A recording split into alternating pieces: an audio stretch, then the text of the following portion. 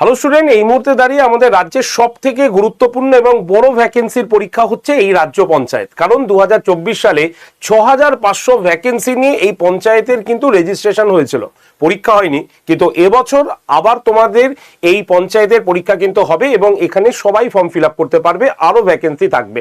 তো এই রাজ্য পঞ্চায়েত পরীক্ষায় আমাদের বিভিন্ন সাবজেক্টের ক্লাস তো রয়েছেই এবং তার পাশাপাশি আমাদের বাংলা একটা গুরুত্বপূর্ণ জায়গা, কারণ 25 নম্বর বাংলা থেকেই আসে। তাই আজকের এই শর্টসে আমরা বাংলার একটা ছোট্ট টপিক নিয়ে আলোচনা করব, যেখানে আমি বলবো যে লেখক এবং তার ছদ্মনাম কি ছিল। তো চলো আজকে একটাই ভিডিওতে তোমাদের সমস্ত কিছু করিয়ে দিচ্ছি।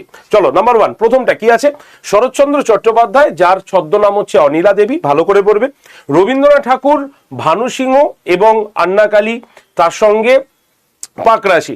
জীবনানন্দ দাশের ছদ্মনাম হচ্ছে শ্রী। কাজী নজরুল ইসলামের ছদ্মনাম ধূমকেতু। বঙ্কিমচন্দ্র চট্টোপাধ্যায়ের ছদ্মনাম কমলাকান্ত। রয়েছে বলাইচাঁদ মুখোপাধ্যায়, যিনি বনফুল নামে পরিচিত। সমরেশ বসু, যিনি কালকুট এবং ভ্রমর নামে পরিচিত। রয়েছে সুবোধ ঘোষ, যিনি ছদ্মনাম হচ্ছে কালপুরুষ এবং সুপান্থ। প্রেমেন্দ্র মিত্র কৃত্তিবাস তার ছদ্মনাম।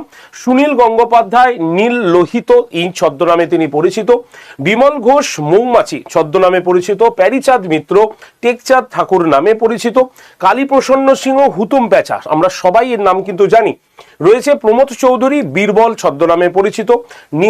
রয়েছে নিহার রঞ্জন গুপ্ত বানভট্ট নামে পরিচিত। প্রভাত কিরণ বসু, যিনি কাকাবাবু নামে পরিচিত। তাহলে এই যে কটা ছদ্মনাম দিলাম সব থেকে গুরুত্বপূর্ণ ছদ্মনাম, একবার খাতায় সকলে লিখে রাখো। আর তোমাদের একটা গুরুত্বপূর্ণ ইনফরমেশন জানিয়ে রাখি, সেটা হচ্ছে যারা যারা এই পঞ্চায়েতের প্রস্তুতি নিতে চাও আমাদের কাছে, তারা অবশ্যই পঞ্চায়েতের নতুন ব্যাচে ভর্তি হতে পারো। ব্যাচের ক্লাস শুরু হচ্ছে 25 তারিখ থেকে। তোমাদের মধ্যে যারা যারা ব্যাচে ভর্তি হতে আগ্রহী, তারা কুপন কোড Y368 ইউজ করে নেবে অথবা ভর্তির জন্য কল করে নেবে 8013492626 নাম্বারে। তোমরা এই পঞ্চায়েত বিষয় আর কি কি শর্টস দেখতে চাও অবশ্যই কমেন্ট সেকশনে কমেন্ট করবে, আর চ্যানেলটিকে সাবস্ক্রাইব করতে একেবারে ভুলবে না। ধন্যবাদ সকলকে।